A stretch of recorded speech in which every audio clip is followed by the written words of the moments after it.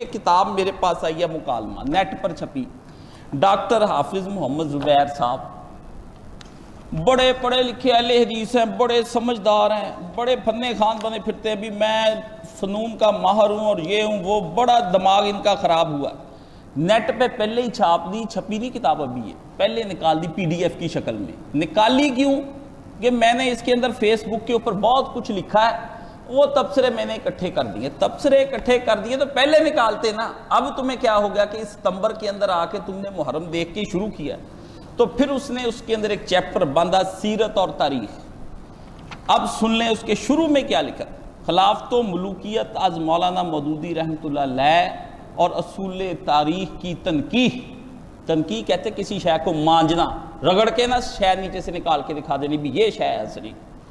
दोस्त ने सवाल किया कि मौलाना मौदूदी की किताब खिलाफत मुलूकियत के बारे में क्या राय है। बड़ा पढ़ा लिखा है, 10-20 किताबें गामदी के खिलाफ, जिहाद, ये वो, इसको जो ये डॉक्टर इसरार की जमात बड़ा उठाती है, ठीक है ना। ये बड़ा मौलाना की ज़िंदगी में भी मैंने इसको ढूंढता रहा, ये मिला नहीं मुझे उस वक्त ना।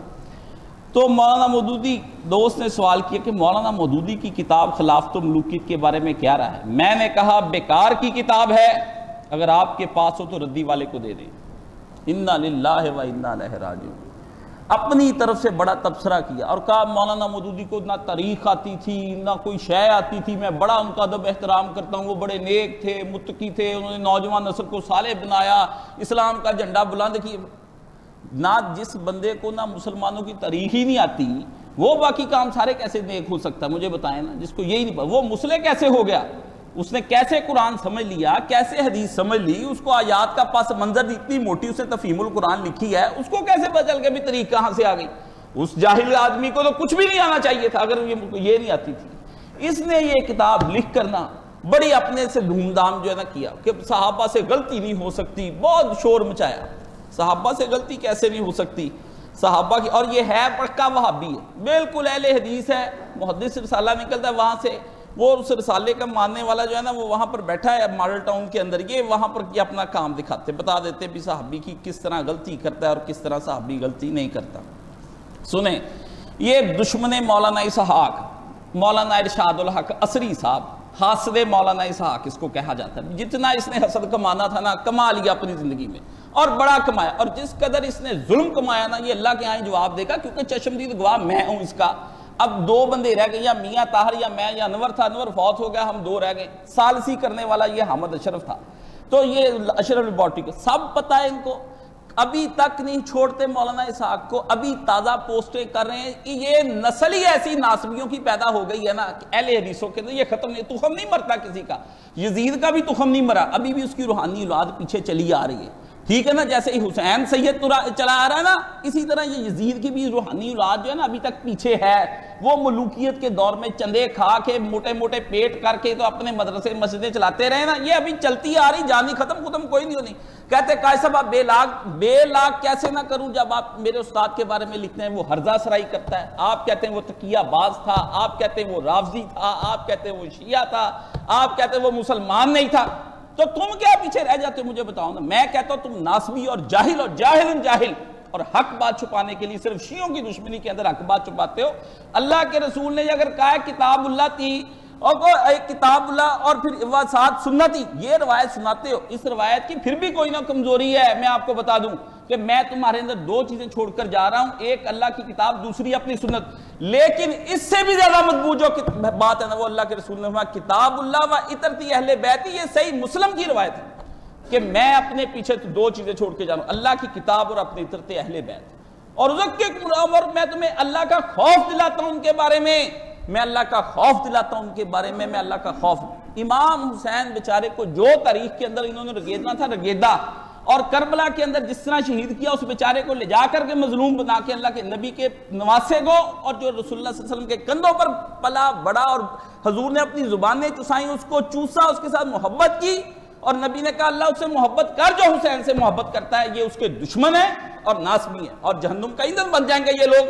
अल्लाह के नबी ने अपनी सही हदीस के अंदर कहा कि आदमी मुल्तजम के दरमियान खड़ा हो जाएगा और वहां रो रो के दुआएं अल्लाह से करे। अगर कल्ब के अंदर अहले बैत की उसके अंदर कल्ब के अंदर नफरत पाई जाती है या बुग़्ज़ पाया जाता है, अल्लाह उस आदमी को कभी नहीं बख्शेगा। ये नबी ऐसा तो ये हदीसें ना आपको मिंबरों पे सुनानी है, यकम मुहर्रम आ गया, हजरत उमर की तारीफ बयान करो। 26 को वो शहीद हो गए, हजरत 30 को इनकी उस्मान की हाथ पे बैत हो गई, आज दफन कर दिए। नहीं जी आज उनके फजाइल बयान कर, फजाइल बयान करने के लिए और दिन नहीं उमर के, मैं नहीं करता, बाकी दिन कहां जाते हैं? ये नबी अलैहिस्सलाम के वो दिन है, और जिन दिनों के अंदर नबी करीम सल्लल्लाहु अलैहि वसल्लम आलम अरवाह के अंदर तड़प गए, ये वो दिन आ रहे हैं। और इन दिनों का जिस तरह मिस यूज किया जाता है, और जो मुसलमानों के साथ यहां पर होती है वो अल्लाह ही बना दे। शिया अपने मजे लेते हैं, सुन्नी अपने मजे लेते हैं। अहले हदीसों ने अपना नसब का दरवाजा खोला हुआ भी, नबी अलैहिस्सलाम की आल को छोड़ना ही कोई नहीं। वो इस तरफ को हो गए, कोई हक अदा करो अल्लाह और उसके रसूल का, ये सुन लें। अब ये देखे मौलाना साहब को, इसकी जिंदगी में भी मैं मौलाना की जिंदगी में भी इसको कहता रहूं, असरी साहब कोई तौबा कर जा, मुशाजरात सहाबा के अंदर जो तूने लिखा है वो मौलाना इसाक भी वही बात कहते हैं, लेकिन जरा ये है कि वो जज्बाती तरह से गुफ्तगू करते, किताब नहीं लिखी, वही बात कहने वाला तू है। तू शेखुल हदीस बन गया, अहले हदीसों का गुरु कंटाल। क्यों? रफ़ाई दैन की हिफाजत के लिए किताबें लिखता है। आमीन कहनी है, जो जिस रफ़ाई दैन नहीं करता उसकी नमाज नहीं होती।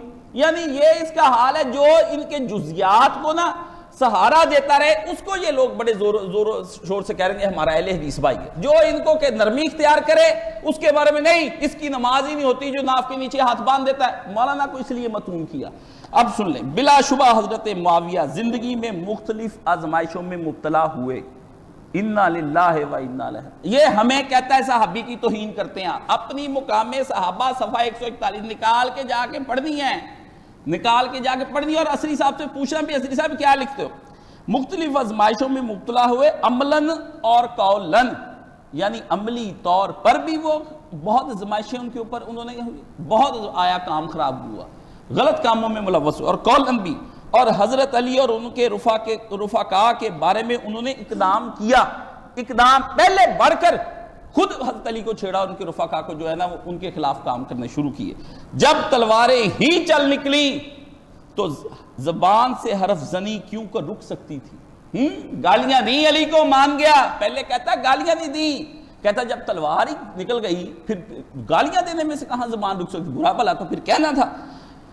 लेकिन बिलाखिर उन्हें इसका एहसास हुआ और वो क़यामत के मुआवजे से लर्जा बरंदाम होते रहे। चलो हम, तुम कहते हो कि उनको एहसास हुआ एहसास, पहली बात तो तूने मान ली ना भी, काम हुआ उनसे खिलाफ और काम बड़ा खराब किया, और जहां तलवार चलाई वहां पर उसने अली और उसके रोफाका के खिलाफ जबान ज्यादा चलाई और लानत करवाई।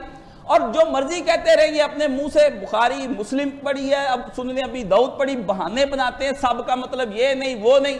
ये तो ये यहां पर आ गया ना, ये जो अगला नासबी हाफिज जुबैर ये कहता है भी हजरत अली ने भी आगे से गालियां दी, ये कहता है अगर उनकी माननी तो इनकी भी बात, चलो दोनों ने दी।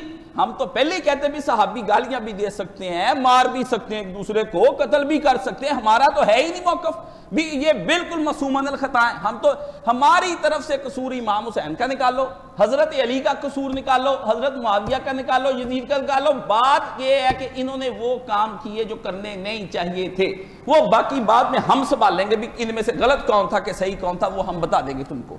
लेकिन एक बात है कि जैसे तुमने बना रखी है ना बात भी, आपस में वो कोई नहीं थे, वो इतने पाकबाज लोग थे, वो इस तरह गलती कैसे कर सकते हैं? गलती नबियों से नहीं हुई, किस नबी से गलती नहीं हुई? कुरान मजीद ने कहा हजरत यूनुस अलैहिस्सलाम कौम को छोड़कर चले नहीं गए, अल्लाह ने हुक्म नहीं दिया था उनको कि नहीं छोड़कर जाना। जा मछली के पेट में खुदा ने कहा 3 अंधेरों के अंदर हमने बंद करके, रात का अंधेरा, समंदर की तह और मछली का पेट, जब तक यूनुस ने ना कहा ला इलाहा इल्ला अंता सुब्हानका इन्नी कुन्तु मिनज़ ज़ालिमीन, कहा है अपने आप को कि मैं जालिमों में से हूं। अल्लाह ने कहा ला बिसफी बत्निही इला यौम युबअसून, तू ता क़यामत मछली के पेट में रहता अगर तू तौबा ना करता। अल्लाह को नबियों को जब खुदा ये बात कह दे, और वह वो मलीम, अल्लाह ने कहा वो सख्त हमने उसके ऊपर मलामत की, वो भगौड़ा हो गया था हमारी बात से। यानी नबियों की तरफ जाते हैं तो वहां सारा पढ़ते भी, दाढ़ी भी एक नबी ने पकड़ी, दूसरे ने खींची, दोनों नबी शरीयत वाले। मूसा अलैहिस्सलाम अभी वो अल्लाह से बातें करके आए, 40 दिन ऊपर रह के तज़किया नफ्स हुआ है, नीचे आए, दाढ़ी पकड़ी भाई की, और भाई ने कहा वो भी नबी है हारून, उसको कह रहे हैं भाई को, कह रही जनाब भाई इस तरह ना कर, ये तेरी बड़ी ज्यादती है मेरे साथ। तो कौन, इससे तो ये भी पता चलता भी मूसा अलैहिस्सलाम को कोई नहीं पता चला पीछे कौम क्यों खराब हो गई, आए पता चला। और ये भी पता चला भी मूसा अलैहिस्सलाम को भी हारून का कोई कसूर नहीं, ये भी बाद में इल्मे गैब नबी है जी। ये बातें सारी समझने वाली हैं कि इनके अंदर असली मफ़हूम है। आखिर अपने अय्याम में वो रब्बे करीम से अर्ज करते रहे अल्लाह मुझे माफ फरमा, चलो अलविदाया, हमें इससे कोई गरज नहीं। भी बाद में क्या होता रहा क्या नहीं होता रहा, ये सबका ही कोई ना कोई बंदा ढूंढ के दिखा देता है भी वो भी रोता रहा और वो भी रोता